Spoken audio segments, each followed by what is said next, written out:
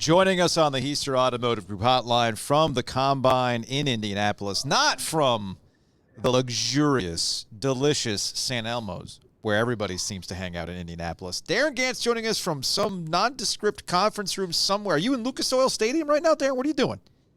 I am in the Indiana Convention Center. Here's the Panthers app for proof of life. I'm Okay. here.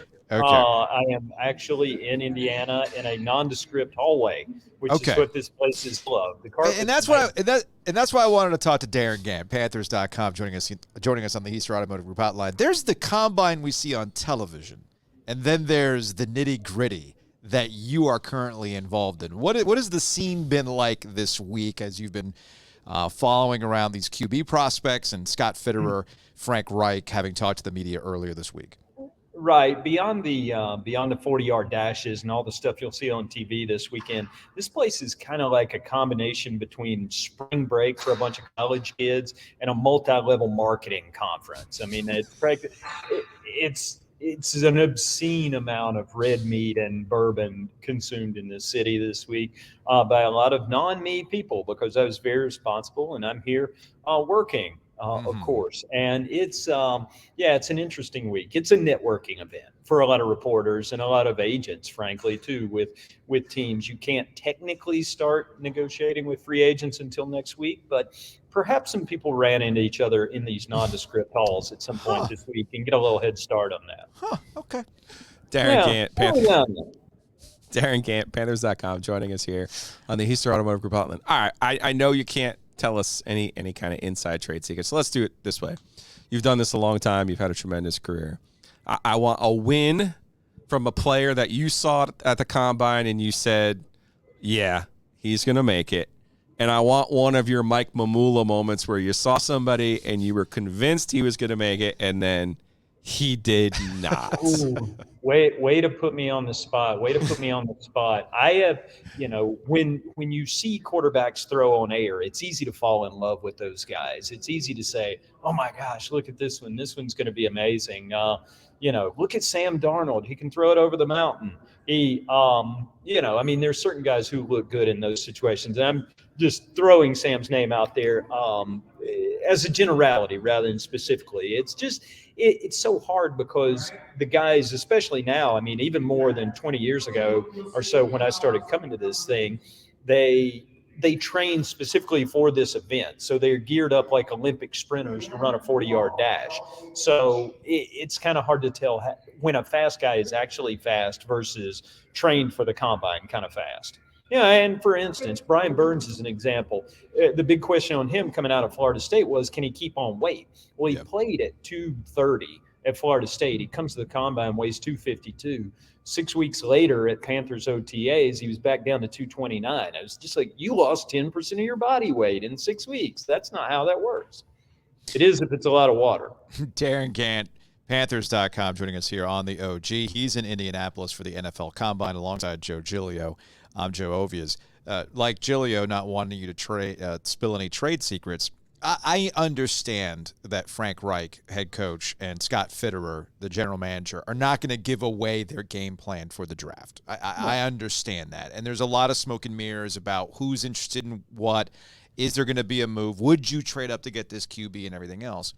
And maybe I'm reading too much into it, but when Frank Reich talked about Derek Carr, he sounded like a guy who was intrigued by a veteran quarterback. And I guess the argument that I've been getting into with fans has been, well, they've already done the veteran route before. See how it's worked out for them. But I don't know if Derek Carr counts in that regard. He's a better version of Teddy Bridgewater and Sam and all those guys they've rolled through lately, Baker Mayfield. Derek Carr, the reason they're intrigued by Derek Carr is he walks in the door the best quarterback in the division. And by a mile, not by a little bit, by a lot. And so it's natural to think, I think the other thing that's playing into this is they're realistic about what this draft holds. I mean, they're picking ninth, which means they're not in control. And all four of those top guys could be gone by the time they're even on the clock if they sit around and wait at 9. So I think that's why it was interesting to me that they'll even, him and Reich and Fitterer both cop to, we got to consider trading up if we want to get in on this action. So I think to acknowledge that in such a public forum makes clear what was obvious behind the scenes anyway, which is they'd love to get one of these rookies. They would like to get off the rat wheel, not have to keep recycling veterans through, but they know they might not be able to without paying a premium. So, because there's a lot more teams needing quarterbacks than there are quarterbacks in this first round. So I think it's natural that there's competition, and that's going to drive the price up, and nobody really wants to get in a bidding war, but that's why Carr is so attractive, because you can lock into him now, and that's better than not knowing and guessing and, getting to a spot the end of April where the other four guys go before you pick ninth, and then it's like, well, now what do we do? Darin Gantt joining us here on the Heister Automotive Group Hotline. That's Joe Ovius. I'm Joe Giglio. He's at the Combine. Darin, if the Panthers stay at 9, is there a position that the Panthers would take that would surprise the rest of the world, but that would not surprise you? Pass rusher, wide receiver, linebacker, maybe. I think those are all areas where there are a couple of guys in particular who you would look at being in that range. If you can't get the quarterback, if you're not going to be in that business, those are the next things to fill. Mm-hmm. And again, I said that earlier about people walking the halls and having conversations here in Indy. I think by the time they leave this place this weekend, they're going to have a pretty good idea whether they're going to be able to do business or not. They might not be able to say it out loud, might not get done till the end of April, night before the draft or something like that. But I think they at least know that they'll be in the ball game. So then if you see them go out and do free agent quarterback business, you'll know what the price of getting into the top 1, 3, 5 picks would have been. So I think in that situation, they probably go and backfill quarterback otherwise, and then you're looking to stack up parts for him. I mean, you need another wide receiver to go with DJ Moore. You need another pass rusher to go with Brian Burns, and you need linebackers. I mean, they're going to need some stuff on defense regardless, and I think 9's probably a spot where some of those wide receivers that are going to get talked about this weekend when they do on-field drills is, that's where they're coming into focus. Darin Gantt, Panthers.com, joining us here on the OG. He's in Indy for the Combine alongside Joe Giglio. I'm Joe Ovius. Jerry Richardson passed away at the age of 86. The family released a statement saying it happened peacefully at his home in Charlotte earlier in the week. And before you joined Panthers.com, you were a beat writer for the Carolina Panthers, going all the way back to the Rock Hill Herald. But were you around for the first season in 1995, when Jerry was getting this thing ramped up and ready to go? Yeah, I was around. I was in the area working. I didn't start full-time in Rock Hill until 97, but I was around covering games. There's actually somebody showed me a picture recently that we're never going to put on social media of a very young Darin Gantt in the background of a photograph from the first win in franchise history. Mr. Richardson, Jerry, the former owner, was hugging John Casey in the foreground, and in the background, I'm looking around over my shoulder like, hey, what's going on over here? The way a 23 or 24-year-old Darin Gantt did. Darin, I have a photo that was published in the paper where the Carolina Hurricanes are celebrating winning the Stanley Cup. Eric Stahl's literally drinking from the cup, and I look like a guy who's trying to remember if I left the oven on.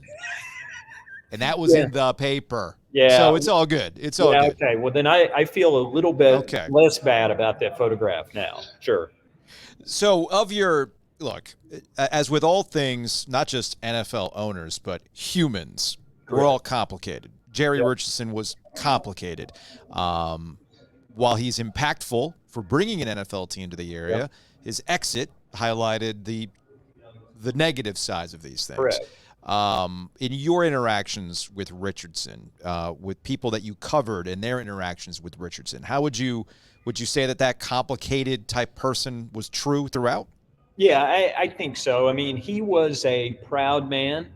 He was a man who appreciated the fact that people understood he brought the spectacle to the Carolinas. It meant a lot to him to bring the NFL to the Carolinas. He was born in Fayetteville area, went to college at Wofford, was kind of in 2 states his whole life. Mm-hmm. He was 2 states, 1 team before it was a slogan. And he really enjoyed the status that came along with it. And that's why it was so unusual in his latter years after the sale. He basically disappeared from public view. And it was unusual because he did enjoy being in the middle of it all. He enjoyed creating the middle of it all. I mean, that's ultimately his legacy, is he's the guy who built the thing. And even though there was NBA here at the time in Charlotte, no one thought the NFL could work in the Carolinas, and it became a springboard to more stuff, including hockey for you guys down there in that other city in the state. So it's interesting, and complicated is absolutely the word that deserves to be used, because you weigh the legacy, you weigh what he created, you weigh all the things he's endowed. I mean, you don't have to look around far at Wofford to see something with his name on it, because he's left, hundreds of millions, if not more, dollars at his alma mater. And so he's made an impact on a lot of people in a lot of places. There were negatives to go along with that, of course, and later it became more complicated and changed that legacy. But I think if we're adults, we can acknowledge that two things can be true at the same time. I mean, the three people talking on this radio program right now aren't always the same person at work that they are in traffic, that they are in dealing with other people. You try to be, but I don't think that's realistic for most human beings. I don't know. Gilio usually goes full Gilio, regardless. You got to be careful. Yeah. Before we let you go, I get confused of the C.J. Henderson trade, the Christian McCaffrey trade, the Matt Corral trade. I know the Panthers picked 9 in this draft, but what are their other picks that they have this year? Well, you can read the full list of 2023 Panthers draft picks at Panthers.com. We've got them compiled in a handy format for easily digestible consumption.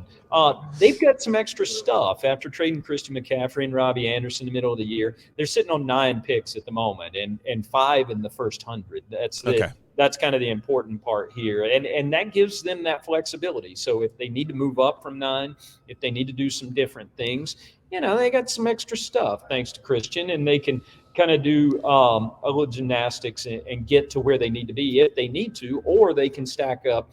Again, having 5 picks in the first 5 rounds, I shouldn't have said 5 in the first 100, 5 in the first 5 rounds. See, that was my mistake. People can be fallible. You got it on tape. With 5 picks in the first 5 rounds, you got the opportunity to make moves and do things. So, Darin Gantt, Panthers.com. Appreciate it, man. He's very tired. I apologize for that mistake, but I'm very, very tired. And there's nothing wrong with I don't think it's tired. Hours of sleep wouldn't fix. I know it'll fix it. A Long Island iced tea at Kilroy's. Just go do it, Darin. Let's go. So still on the clock, but it's early. We won't tell. All right. All right, take it easy, man.